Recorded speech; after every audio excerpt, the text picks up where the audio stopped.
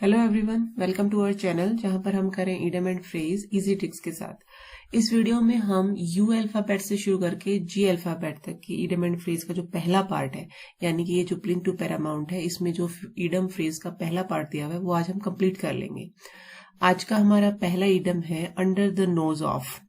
आंखों के सामने, नाक के नीचे, या कह सकते हैं right in front of someone. Generally हम कहते हैं ना कि मान लो कोई हमारे घर में ऐसा है कि कोई चोरी करके चला जाता है और हमें पता भी नहीं चलता, तो अंडर द नोज यानी कि नाक के नीचे कुछ ऐसा हो गया, यानी कि हमारे नाक के नीचे, नाक का मतलब हो गया कि हम बहुत क्लोज थे उस चीज के, लेकिन हमें उस चीज का पता ही नहीं चला। तो अंडर द नोज यानी कि आंखों के सामने या कुछ ऐसी चीजें जो जिसके हम बहुत क्लोज थे फिर भी हम उसको नहीं पकड़ पाए। नेक्स्ट है अंडर द थंब ऑफ, के वश में होना, अंडर द पावर और इन्फ्लुएंस ऑफ।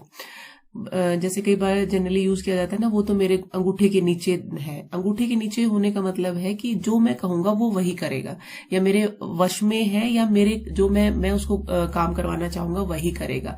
तो अंगूठे के नीचे होना, अंडर द थंब होने का मतलब है उसकी बात को वो पूरी तरह मानता है, वो उसके वश में है, वो जो भी कहेगा वही वो करेगा।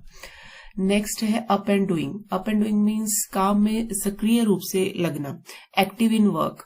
अब वैसे इसको लर्न कैसे करें, जैसे अप मतलब अप का मतलब ऊपर होता है, और डूइंग का कहें तो करते रहना, मतलब किसी काम को अगर हम कर रहे हैं तो हम उसको उसके लिए बोलते हैं डूइंग।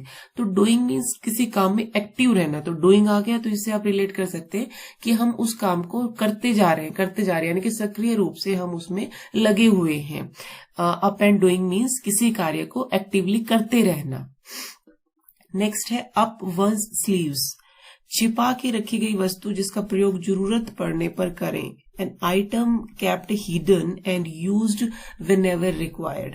अगर हम वैसे देखें, अप वन स्लीव्स यानी कि ऊपर करनी, अपनी स्लीव्स को ऊपर करना। तो अगर हम सबसे पहले दिमाग में सोचे तो पहले क्या आता है, हम अपनी स्लीव्स ऊपर कब करते हैं, जब हमें किसी से गुस्सा आता है और हम ये जब इसको तो मैं मार दूंगा, यानी कि लड़ाई जब हम होती है। लेकिन इसका मीनिंग ये नहीं है।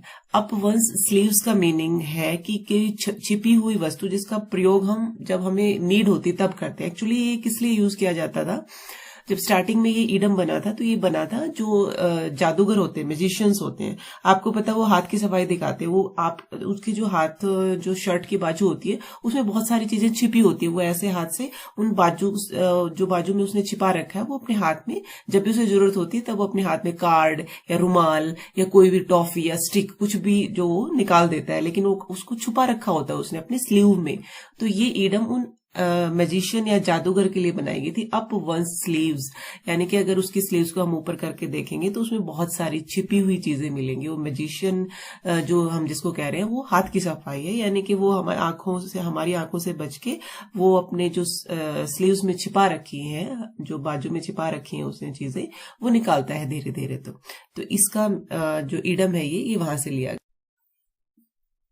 नेक्स्ट है हमारा अप हिल टास्क, बहुत कठिन कार्य, डिफिकल्ट टास्क। बिल्कुल नाम से पता चल रहा है। अप हिल, हिल मीन्स पहाड़ी हो गया, यानी कि पहाड़ी के ऊपर चढ़कर आपको कोई मान लो टास्क करना पड़े, बहुत ऊंची पहाड़ी पर आपको चढ़ के टास्क करना पड़े, कोई काम करना पड़े, इट मीन्स उस काम को आपका क्या कहोगे, बहुत कठिन कार्य, यानी कि डिफिकल्ट टास्क को हम कह देते हैं अरे ये तो हमें पहाड़ी पे चढ़ के करना पड़ेगा। तो अप हिल टास्क मीन्स मुश्किल काम। नेक्स्ट है अपॉन वंस स्वीट विल, अपनी इच्छा पर, ऑन सेल्फ डिजायर और विश। विल होती है हमारी इच्छा, जैसे मान लो हम अपनी इच्छा से किसी को अपना कुछ सामान दे दे, अपनी इच्छा से किसी को अपने घर में रहने के लिए कह दे, अपनी इच्छा से अपनी वसीयत किसी के नाम कर दे। तो upon once sweet will, sweet means प्यारी सी इच्छा, यानी कि अपनी इच्छा से कोई काम करना। तो स्वीट विल से ही इसका मीनिंग निकल आता है, तो स्वीट विल भी आता है अपॉन वंस स्वीट विल, यानी कि अपनी इच्छा से, अपनी विश से। नेक्स्ट है अप्स एंड डाउन्स, उतार चढ़ाव, गुड एंड बैड टाइम। तो अप्स एंड डाउन ये तो बहुत यूज किया जाता है। आजकल एक रील भी काफी फेमस हो रखी है इंस्टाग्राम पे, जैसे कोई कहता है कि मेरी जिंदगी में डाउन्स एंड डाउन्स तो आते ही रहते हैं, तो दूसरा कहता है डाउन्स एंड डाउन्स नहीं होते, अप एंड डाउन्स होते हैं। तो कहता है जो जिसकी लाइफ में जो होगा वही तो बताएगा। तो अप्स एंड डाउन्स का मतलब बुरा वक्त, कभी अच्छा वक्त भी आएगा, अप मीन्स की हम ऊपर अच्छा वक्त भी आएगा, डाउन्स मीन्स कभी बुरा वक्त भी आएगा। तो उतार चढ़ाव उसको कहेंगे अप्स एंड डाउन्स। नेक्स्ट है हमारा utopian scheme.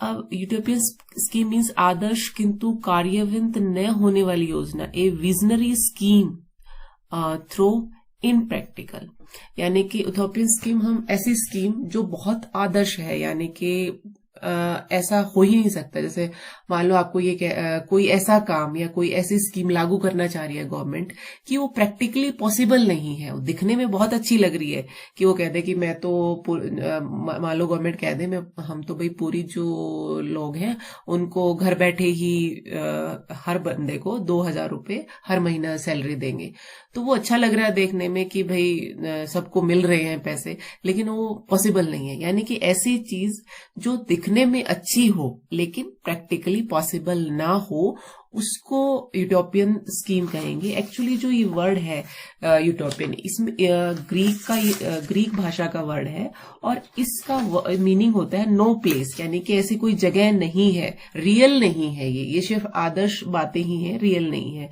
Utopian in Greek अगर हम बात करें तो इसका मीनिंग होता है no place, know where.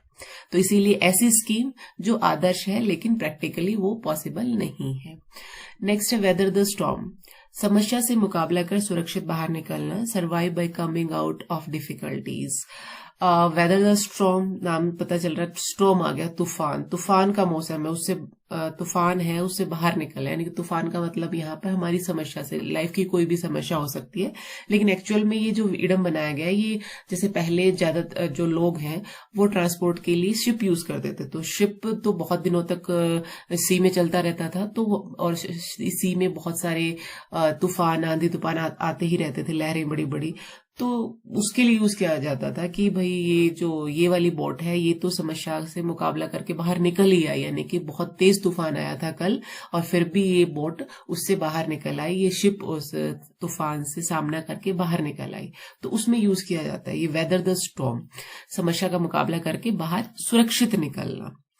Next है वेल टू डू, समृद्ध, या हम कह सकते हैं एफ्लुएंट, एफ्लुएंट कह सकते हैं, वेल्दी कह सकते हैं हम इसको, या कंफर्टेबलर कह सकते हैं। वेल टू डू का मतलब है, जैसे हम ये कहते हैं ना कि मान लो हमारा कोई फ्रेंड बहुत दिनों के बाद हमसे मिल रहा है और हम उससे पूछते हैं भी आजकल क्या कर रहा है, तो बताए भी मेरी तो इस कंपनी में जॉब है, या फिर गवर्नमेंट जॉब है, या फिर मैं ये बिजनेस कर रहा हूँ, बहुत अच्छी शादी हो गई, अच्छे घर में बच्चे हैं, सब कुछ, मतलब ये कहे कि बहुत बढ़िया चल रहा है सब कुछ, तो हम उसको क्या कहते हैं, वेल टू डू, यानी कि बहुत अच्छा कर रहे हैं।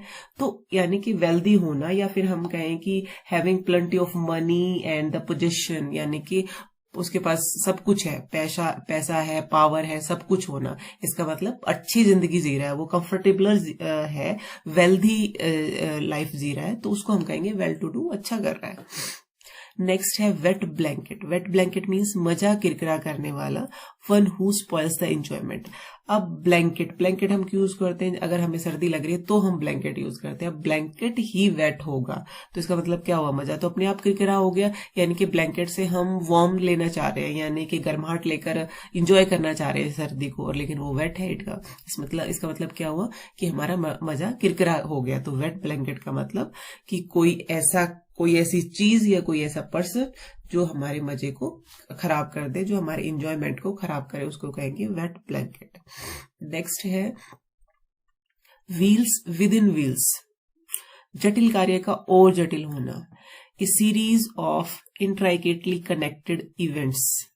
व्हील्स विद इन व्हील्स यानी कि पहिए के अंदर पहिया होना, व्हील्स के अंदर व्हील्स होना, तो व्हील्स को यहाँ पर कठिन कार्य से रिलेट किया गया, तो व्हील कठिन कार्य और उसके अंदर फिर से और व्हील, यानी कि उसके अंदर एक कठिन कार्य के अंदर और भी कॉम्प्लिकेशंस आ जाएं तो उसको कहेंगे व्हील्स इन द व्हील्स। एक पहिए के अंदर दूसरा पहिया फंसा हुआ, उस पहिए के अंदर दूसरा पहिया, यानी कि एक समस्या से बाहर आ रहे हैं तो दूसरी नई समस्या का सामना करना पड़ रहा है, तो उसको कहेंगे जटिल कार्य का और जटिल होना।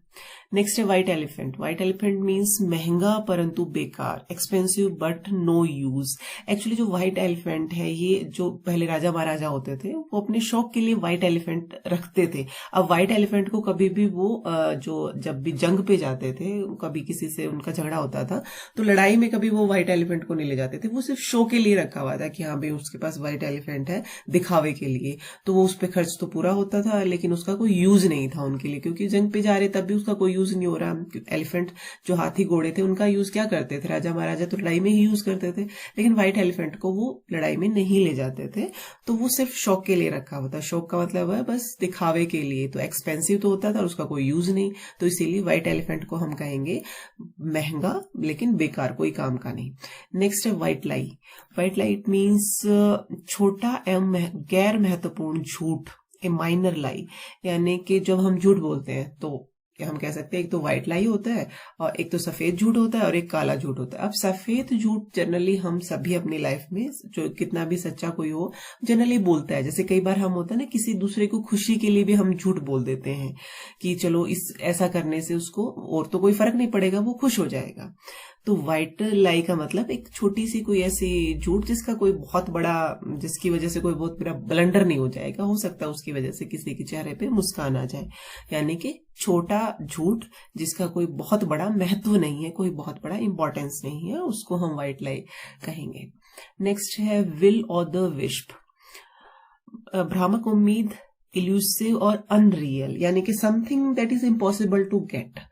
तो कोई ऐसी चीज जो पॉसिबल ही नहीं है, मान लो हम ये कह दें कि हमें तो चांद चाहिए, चांद लेके आओ, हमारे लिए तारे चाहिए, तो वो तो पॉसिबल ही नहीं है। तो ऐसी कोई इच्छा, ऐसी कोई विल, ऐसी कोई इच्छा जो कि पॉसिबल ही नहीं है, something that is impossible to get, तो उसको कहेंगे will of the wisp. Next है विंडफॉल। विंडफॉल मीन्स ऐसा लाभ जिसकी उम्मीद ना हो, सडन गेन रिसीव्ड अनएक्सपेक्टेडली, यानी कि हमें उम्मीद ही नहीं थी और मान लो हम कोई एग्जाम दे रहे हो और हमने उसको अच्छे से तैयारी नहीं की थी, लेकिन ऐसा होता है कई बार कि हम जिस एग्जाम की तैयारी कर रहे हैं वो हम तैयारी कर रहे हैं, लेकिन कोई दूसरा एग्जाम निकला, हमने उसको ऐसे ही फिल किया फॉर्म और देने चले गए, लेकिन हमने उसकी उस पर्टिकुलर एग्जाम की तैयारी नहीं की, हम किसी और की तैयारी कर रहे थे, लेकिन बाई चांस ऐसा हुआ कि वो जो हमने एग्जाम में जो आया हुआ था क्वेश्चन हमने पढ़ रखे थे, तो हमारा वो एग्जाम क्लियर हो गया। तो एकदम से हम एक्सपेक्टेड नहीं थे कि इसकी तो हमें तैयारी भी नहीं कर रहा और ये मेरा क्लियर हो गया। तो विंडफॉल का मतलब कुछ ऐसा लाभ जिसको हम एक्सपेक्ट ही नहीं कर रहे थे कि ऐसा हो सकता है या नहीं, या ये भी हो सकता है कि आप जॉब कर रहे हो और अनएक्सपेक्टेडली आपका जो प्रमोशन हो जाए या आपकी सैलरी इंक्रीज हो जाए, तो उसको कहेंगे विंडफॉल। आप याद करने के लिए कैसे, जैसे विंडफॉल का मतलब है तेज हवा चल रही है और कुछ चीज आकर आपकी झोली में गिर गई, यानी कि ऐसी चीज गिरी जिसकी आप विश कर रहे थे, अरे यार ये तो मैं उम्मीद तो नहीं कर रहा था लेकिन अच्छा लग रहा है, ये मैं इच्छा तो थी मेरी। तो यानी कि विंड फॉल, हवा में कुछ गिर गया आपकी झोली में, ऐसी चीज जो आपका गुड फॉर्च्यून हो या आप उसको चाहते हो लेकिन अनएक्सपेक्टेडली।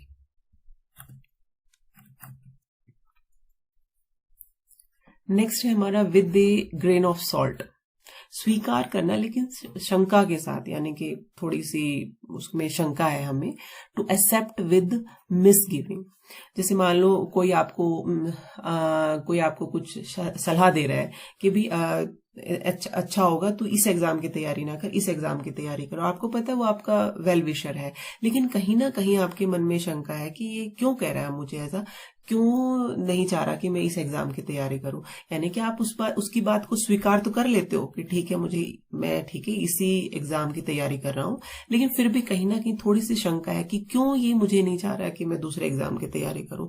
तो with a grain of salt, grain means दाना हो गया, छोटे कोई भी दाना होता है उसको ग्रेन बोलते हैं। सॉल्ट यानी कि सोल्ट के दाने के साथ, मतलब आप सॉल्ट मतलब सॉल्ट कैसा होगा, नमकीन होगा, यानी कि कोई मीठी बात है जिसको आपने स्वीकार कर लिया लेकिन साथ में एक छोटे से दाना भी उसमें आया नमक का, यानी कि आपने स्वीकार तो किया लेकिन कहीं ना कहीं आपके मन में शंका है कि ये मुझे हो सकता है कि गलत एडवाइस दे रहा हूं। तो with a grain of salt means accept कर लेना लेकिन पूरी तरह से नहीं, कहीं ना कहीं दिमाग में एक शंका को रखना। नेक्स्ट है विद वन अकॉर्ड, या फिर हम कहें इन वन वॉइस, एक स्वर में, या फिर हम कहेंगे इसको यूनैनिमसली। अब एक स्वर में इन ए वॉइस, जैसे मान लो कोई एक सभा बैठी हुई है और कोई मत पास कर रहे हैं, उसमें किसी एक ने कहा, जो लीडर था उनका, उसने कहा कि हम ये चीज हमारी पार्टी के लिए अच्छी होगी, तो सभी उस बात से सहमत हो, तो एक स्वर में कहें yes we are agree. Then in one voice का मतलब हो गया सभी एग्री हो जाना, यानी कि कोई भी उसके खिलाफ ना होना। जैसे कई बार ये होता है ना कि कोई कमेटी का कोई भी इलेक्शन हो रहे हैं और इलेक्शन में कोई उसका अगेंस्ट ही नहीं खड़ा, जैसे मान लो किसी कहे भी मैं इलेक्शन में खड़ा हो रहा हूं तो उसके अगेंस्ट कोई खड़ा ही नहीं हुआ। अब खड़ा ही नहीं हुआ इसका मतलब क्या हुआ कि सभी ये चाहते हैं कि वही हेड बने, तो एक स्वर का मतलब है उसके अपोजिट कोई नहीं था, सब उसके साथ ही थे। नेक्स्ट है वुल्फ इन शिप्स क्लोथ्स, मित्रता जताने वाला खतरनाक आदमी, ए मैलिशियस पर्सन इन हार्मलेस और बेनवलेंट डिस्गाइज। अब वुल्फ इन शिप्स क्लोथ्स ये एक स्टोरी है छोटे बच्चों की कि जिसमें शिप अपनी फैमिली के साथ रहती है।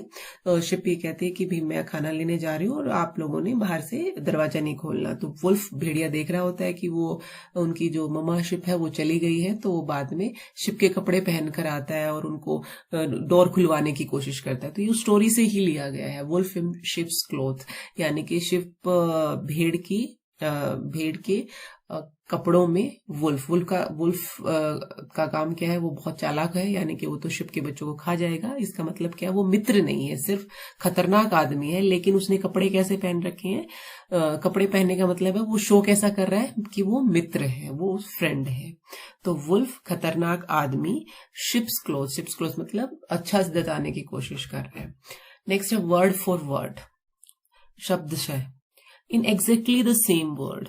वर्ड फॉर वर्ड का मतलब जैसे आप ये कह सकते हो, जब मान लो कि आप कोचिंग में पढ़ रहे हो, आपका फ्रेंड भी पढ़ रहा है उसी सेम कोचिंग में, हो सकता है एक दिन आप मिस कर दिया आपने कोचिंग और आप अगले दिन पूछ रहे हो कि भी क्या टीचर ने करवाया, तो वो वर्ड बाय वर्ड बताया आपको, वर्ड फॉर वर्ड, यानी कि जैसा टीचर ने, वो अपनी तरफ से नहीं समझा रहा, जैसा टीचर के वर्ड्स थे सेम वही वर्डिंग्स आपको बताए, तो उसको कहेंगे हम वर्ड फॉर वर्ड, यानी कि अपनी लैंग्वेज में उसको मैनिपुलेट ना करे, जैसा टीचर ने जो वर्ड्स यूज किए, जो बातें जैसी बताई वो एज इट इज आपको बताए, उसको कहेंगे word for word.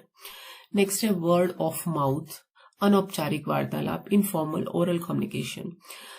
Word for mouth मतलब ऑरल, जैसे मान लो आप किसी ऑफिस में काम कर रहे हो और आपको कोई जिम्मेदारी दे दी गई कि आपने ये जिम्मेदारी संभालनी है, तो सिर्फ आपके हेड ने आपको बोल दिया, आपके बॉस ने आपको बोल दिया, ओरली बोल दिया कि ये आज से आप ये वाली सीट आपकी है, तो उसको कहेंगे वर्ड ऑफ माउथ, यानी कि कोई लिखित में कोई उन्होंने नोटिस नहीं निकाला है कि आपको ये जिम्मेदारी दी जाती है, सिर्फ मुंह से बोला है, यानी कि अनौपचारिक वार्तालाप। आप उसको भी कैसे, इनफॉर्मल, सिर्फ ओरली जो बोला गया इनफॉर्मल, उसको कहेंगे वर्ड ऑफ माउथ। उसके बाद है human service. Human service means अति उत्तम, एक्सीलेंट वर्क। एक्चुअली जो ह्यूमन है, ह्यूमन ये वर्ड यूज किया जाता है, पहले यूज किया जाता था ऐसे आदमी के लिए जो बहुत ऑनेस्ट है, हार्ड वर्किंग है और सारे काम, घर के काम, खेत के काम, फील्ड के काम, सब कुछ उसको आता हो, ऐसे आदमी के लिए ह्यूमन वर्ड यूज किया जाता था। तो ह्यूमन सर्विस का मतलब हो गया एकदम बढ़िया सर्विस, यानी कि वो ऑनेस्ट भी है, हार्ड वर्क भी है, उसको हर तरह का काम आता है, नोबल पर्सन भी है। तो human service means excellent work. तो ये थे हमारे इडम एंड फ्रेज। यहाँ पर इडम एंड फ्रेज का जो फर्स्ट पार्ट है वो हमारा कंप्लीट हो जाता है। मिलते हैं नेक्स्ट वीडियो में। धन्यवाद। जय हिंद, जय भारत।